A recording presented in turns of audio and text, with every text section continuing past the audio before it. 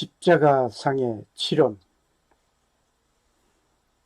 내 영혼을 아버지 손에 부탁하나이다. 오늘 세 번째 시간입니다. 놀라운 변화를 우리는 보아왔습니다. 예수님께서 십자가 위에서 운명하실 때에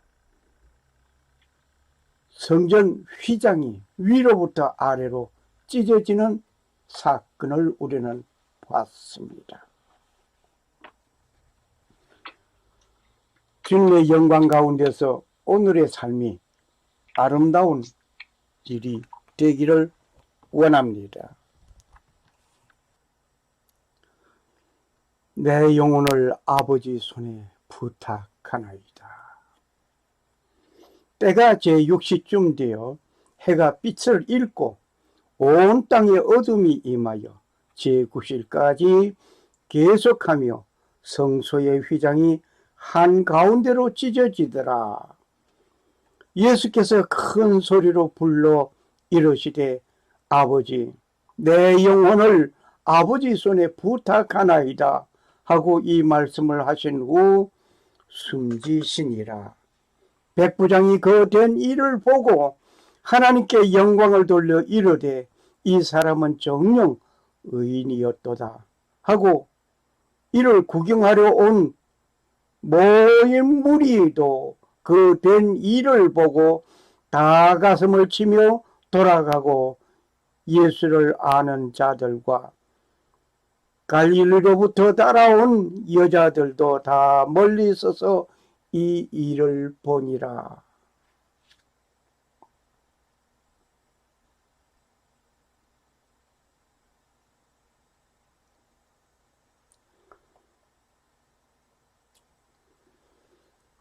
돈이면 죽어가던 사람도 살린다는 말이 있지만 돈이 죽음을 해결할 수는 없는 것입니다. 권세가 있어 온 천하를 호령하는 힘이 있어도 죽음을 해결할 수는 없는 것입니다. 의사가 죽어가는 자를 살렸다고 해도 죽음은 피할 수 없는 것입니다. 진시황은 외적을 막기 위하여 만리장성을 쌓았습니다.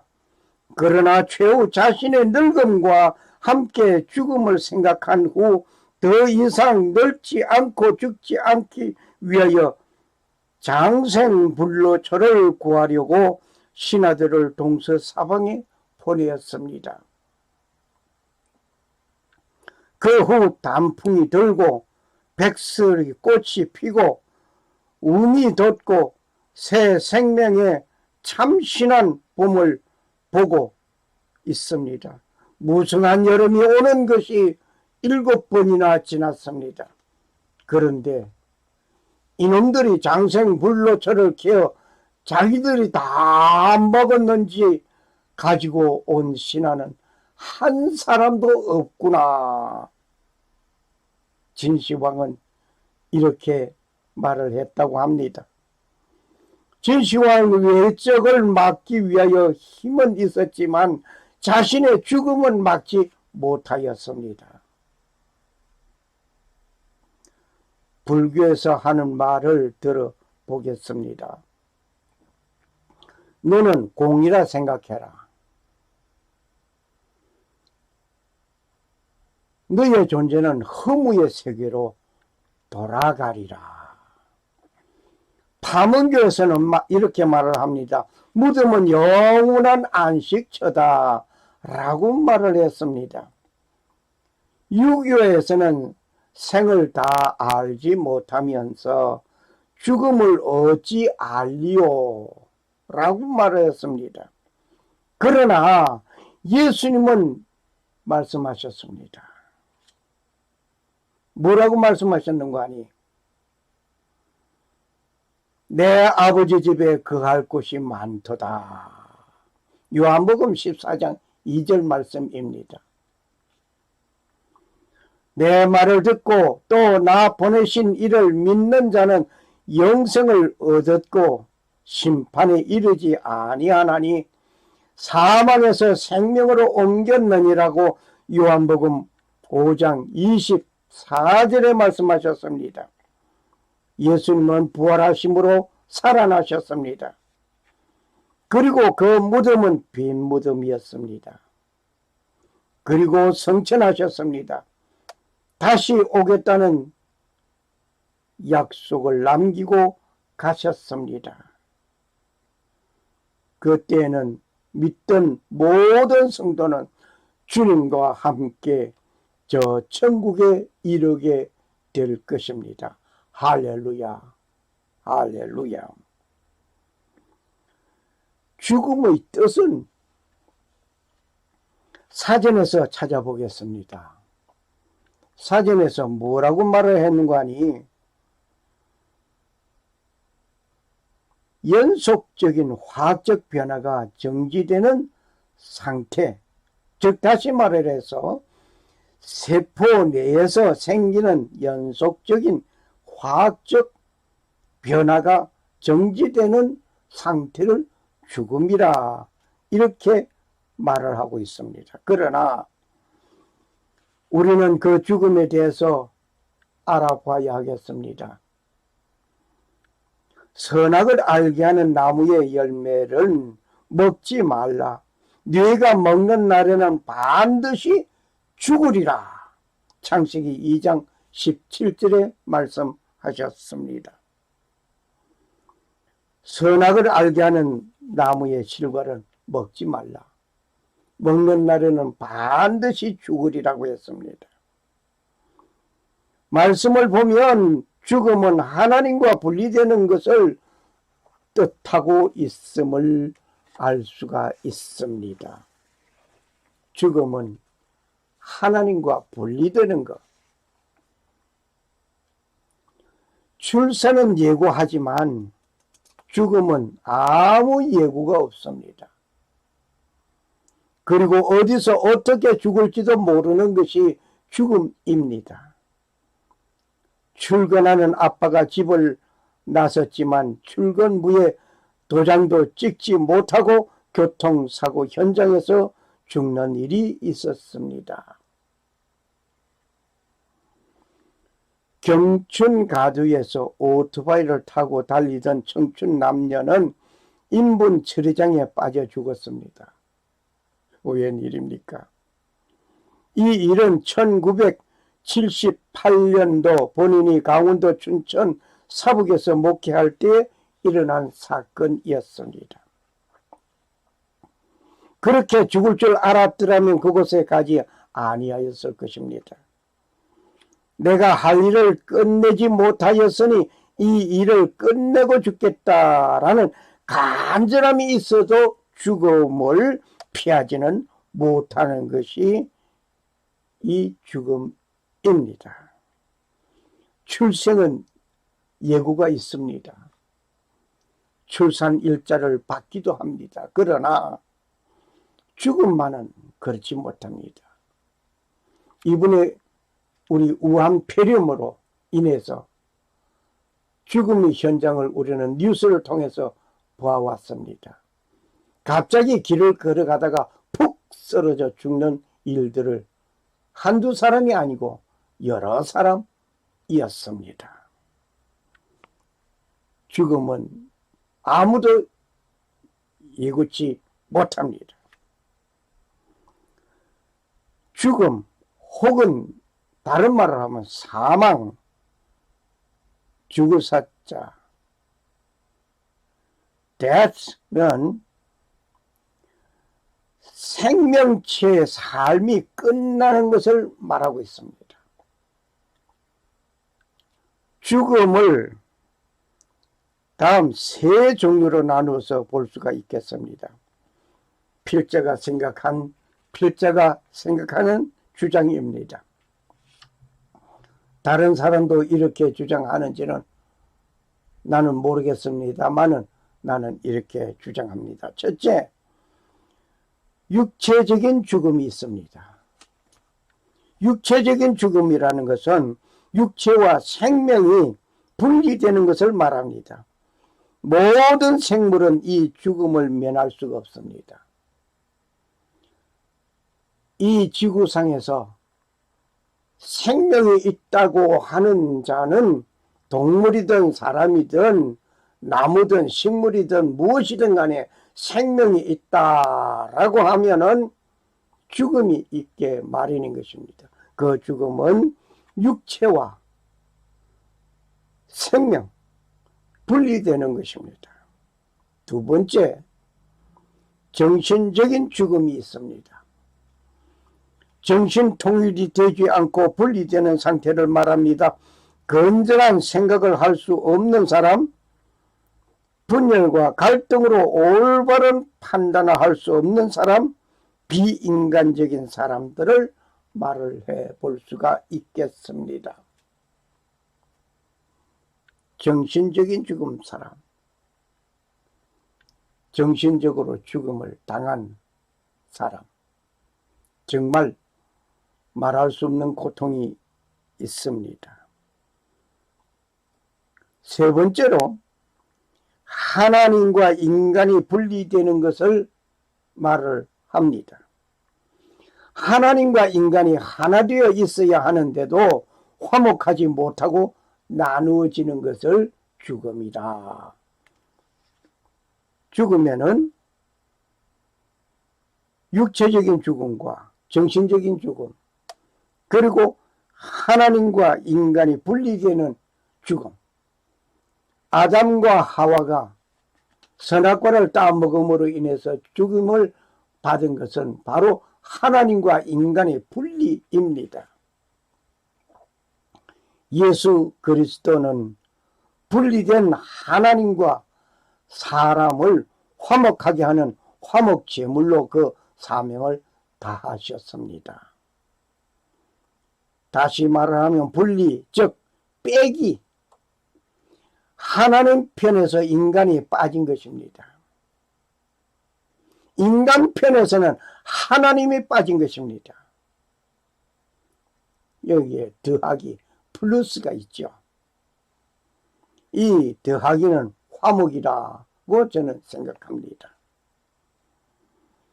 인간 편에서 빠진 하나님과 하나가 되기 위하여 예수 그리스도는 이 일을 하셨습니다. 어디에서? 이 플러스에서. 그 플러스가 뭡니까? 십자가입니다. 그 십자가에서 번제물이 되시고 죽임을 당하신 예수 그리스도입니다. 플러스는 십자가였습니다. 그리스도를 통하여 하나님께로부터 분리되었던 인간을 하나님께로 돌아오게 하였으니 영혼의 죽음이 생명의 근원 예수 그리스도를 통하여 회복된 것입니다. 할렐루야, 할렐루야. 하나님은 에덴 동산에서 아담을 향하여 선악을 알게 하는 열매를 먹는 날에는 정령 죽으리라 하셨는데 아담과 하와는 죽지 아니하였습니다. 육체적인 죽음은 그대로 이루어지지 않았습니다. 하나님과 인간 사이가 멀어져 버렸습니다. 떨어졌습니다. 분리되었습니다. 이 죽음은 하나님과 범죄한 인간이 분리되는 것을 말합니다. 범죄한 인간은 하나님과 분리되는 것입니다. 곧 하나님의 말씀과 그 언약을 파약하면 그 영혼은 죽는 것입니다. 그 영혼은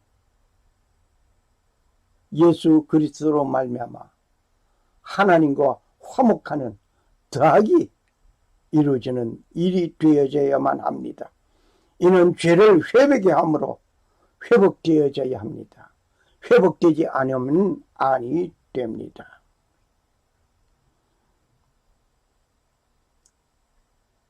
나를 구출해 주신 사람이 누굽니까? 나를 구출해 주신 사람, 영원한 지옥에서, 형벌에서 나를 구출해 주신 분은 예수 그리스도입니다. 한 사람의 범죄로 말미암아 사망이 그 한 사람을 통하여 왕노릇 하였으니 더욱 은혜와 의의 선물을 넘치게 받은 자들은 한 분 예수 그리스도를 통하여 생명 안에 왕노릇 하리로다. 그런즉 한 범죄로 많은 사람이 정죄에 이른 것 같이 한 의로운 행위로 말미암아 많은 사람이 의롭다 하심을 받아 영생에 이르렀느니라. 한 사람이 순종하지 아니함으로 많은 사람이 죄인 된 것 같이 한 사람이 순종함으로 많은 사람이 의인이 되리라. 로마서 5장 17절에서 19절 말씀입니다. 한 번 죽는 것은 사람에게 정한 것이요 그 후에는 심판이 있으리니. 히브리서 9장 27절. 죽은 후에는 반드시 심판이 있게 마련입니다. 옳고 그름에 대한 판결을 내리는 것을 말합니다. 성경에서는 하나님에 의하여 저주와 형벌을 받는 것을 뜻하는 말로 주로 쓰여졌습니다. 전도서 12장 14절, 이사야서 66장 16절, 에스겔 23장 24절, 요한복음 5장 27절, 22절 등을 참고하시기 바랍니다. 구약에서는 하나님에 의하여 이루어지신 심판으로는 창세기 홍수 심판, 창세기 6장, 7장, 8장을 참고하시면 되시겠습니다. 출애굽기의 재앙들은 출애굽기 나타난 10재앙들은 볼 수가 있습니다. 성경은 모든 사람이 죄를 범하였기 때문에 하나님의 영광이 이르지 못한다라고 로마서 3장 23절에 말씀하고 계십니다. 모든 사람이 하나님의 심판을 받게 됩니다. 로마서 3장 19절 20절 참고하시기 바랍니다. 그 심판에 그 하나님의 그 법중에 서서 의인의 편으로 오른편에 이르겠습니까? 아니면 왼편에 이르겠습니까? 공의로우신 하나님은 죄에 대하여 그 자신의 백성들이 아니든지 모두 심판하십니다. 말라기서 2장 17절, 로마서 1장 18절, 히브리서 12장 23절, 베드로전서 1장 17절, 요한계시록 16장 5절, 그리고 시편 1장 5절, 에스겔서 11장 11절, 14장 21절 등을 참고하시기 바랍니다. 이 심판에는 어느 누구도 예외가 없습니다.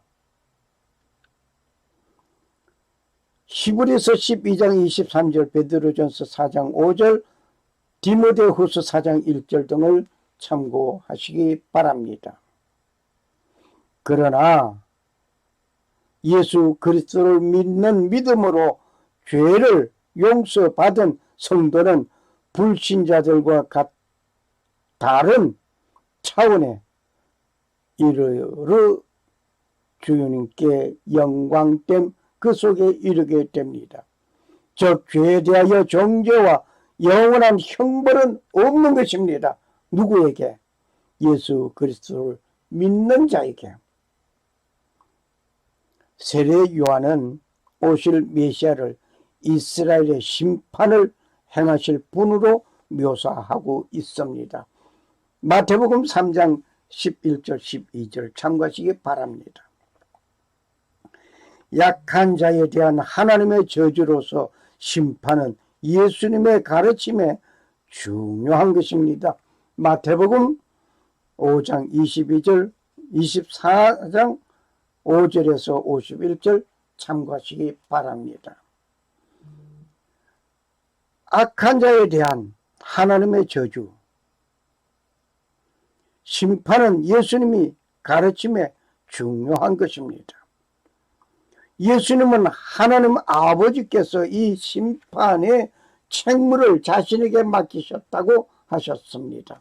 요한복음 5장 22절에서 27절 참고하시기 바랍니다.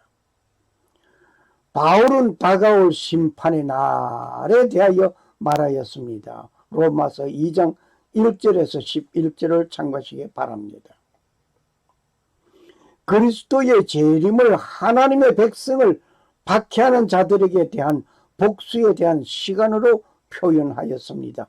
데살로니가 후서 1장 5절에서 10절을 참고하시기 바랍니다. 요한계시록에 묘사된 마지막 심판에는 사탄도 포함될 것을 말하고 있습니다. 요한계시록 12장 7절에서 12절, 20장 11절에서 15절을 참고하시기 바랍니다. 하나님의 심판은 미래에 있을 일만 아니라 현재 인간의 역사 속에서도 이루어지고 있습니다. 요한복음 3장 19절, 요한복음 8장 50절, 로마서 1장 18절, 22절, 24절, 26절, 28절, 요한계시록 18장 8절 등을 참고하시기 바랍니다. 심판의 근거, 성경에는 심판의 근거로 예수 그리스도를 믿는 믿음이 있느냐 없느냐에 따라서 영원한 형벌이냐 생명이 주어지는 것이냐, 로마서 5장 1절 참고하시기 바랍니다. 그런데 한편으로서는 하나님의 사랑의 행위를 따라서 심판하신다고 말씀하고 있습니다. 마태복음 16장 27절, 25장 31절에서 46절, 로마서 2장 6절, 고린도전서 3장 8절, 요한계시록 22장 12절 등을 보시기 바랍니다. 얼핏 보면 이 두 기준은 서로 상반된 모습 같습니다. 뭐가? 예수 믿는 자는 믿음이 있느냐 없느냐에 따라서 영원한 형벌과 생명이 주어지는 것이며, 또 하나님이 사람의 행위를 따라서 심판하신다고 말씀하심을 볼 때에 상반된 모습 같이 보입니다. 이것을 이해하려면 성경이 말씀하고 있는 칭의, 믿음과 선행의 관계를 알아야 할 것입니다. 믿음으로 예수 그리스도를 영접한다는 것은 예수 그리스도의 죽음의 부활에 참여한다는 것입니다. 로마서 6장 1절, 갈라디아서 2장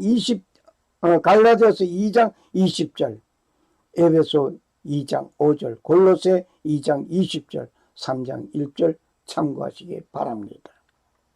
그러므로 믿음이 있는 사람은 그를 본받아 그대로 살아가는 사람을 말합니다.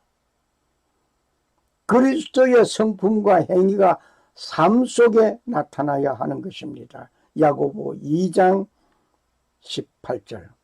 그렇지만 성도의 선행은 자기 의에 근거한 것이 아니라 예수 그리스도의 은혜 안에서 가능한 것입니다. 그러므로 행위를 기준으로 믿는 믿음을 기준으로 심판한다는 것은 동전의 양면과 같은 모습입니다. 피할 수 없는 길이지만 피할 수 있는 길도 있습니다.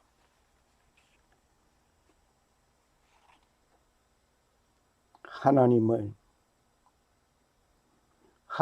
세상을 이처럼 사랑하사 독생자를 주셨으니 이는 저를 믿는 자마다 멸망치 않고 영생을 얻게 하려 하심이라. 하나님이 그 아들을 세상에 보내신 것은 세상을 심판하려 하심이 아니요 그로 말미암아 세상이 구원을 받게 하려 하심이라. 그를 믿는 자는 심판을 받지 아니하는 것이요 믿지 아니하는 자는 하나님의 독생자의 이름을 믿지 아니함으로 벌써 심판을 받은 것이니라. 요한복음 3장 16절에서 18절 말씀을 우리는 보았습니다. 예수를 믿지 아니함으로 인해서 이미 심판을 받은 것이고 예수를 믿음으로 인해서 영생에 이르는 것입니다. 너희는 마음에 근심하지 말라. 하나님을 믿으니 또 나를 믿으라. 내 아버지 집에 거할 곳이 많도다. 그렇지 않으면 너희에게 일렀으리라.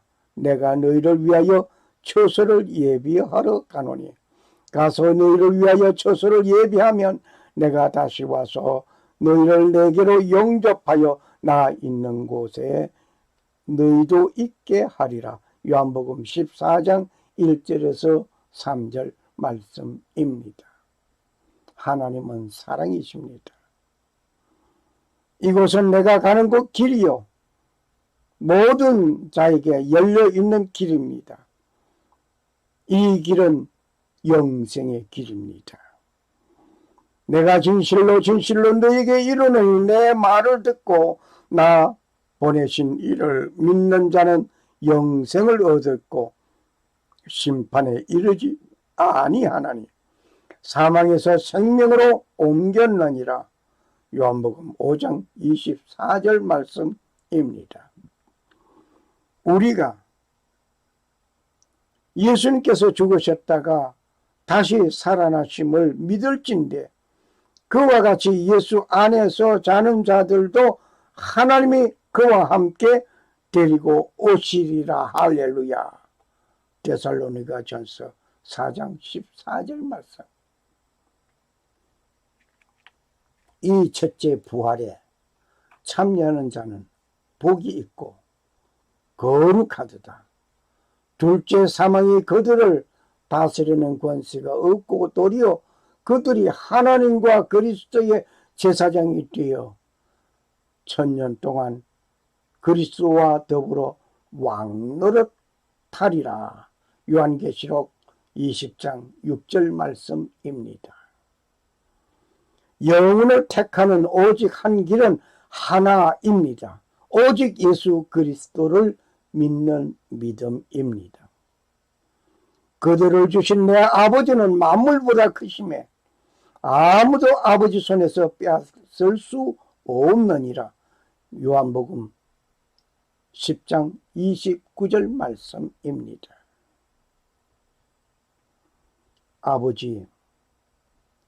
아버지는 만유보다 크시도다. 아무도 아버지의 손에서 빼앗을 수 없도다. 그 아버지 손에 내 영혼을 부탁하나이다. 아버지 손에서 아무도 빼앗을 수 없기를 아버지 손에 부탁하는 내 영혼, 그는 이루어 주시고 그 이룬 모든 것을 가지고 아버지 손에 그의 영혼을 부탁함이라. 내가 길이요 진리요 생명이니 나로 말미암아 아버지께로 간다고 말씀하시던 그는 그의 영혼을 아버지께 부탁하셨습니다. 너희는 마음에 근심하지 말라. 하나님을 믿으니 나를 믿으라. 내 아버지 집에는 거할 곳이 많다고 말씀하시던 그는 그의 영혼을 아버지께 부탁하였도다. 오 예수여 내 영혼을 받으시옵소서. 스데반의 마지막 강구처럼 나도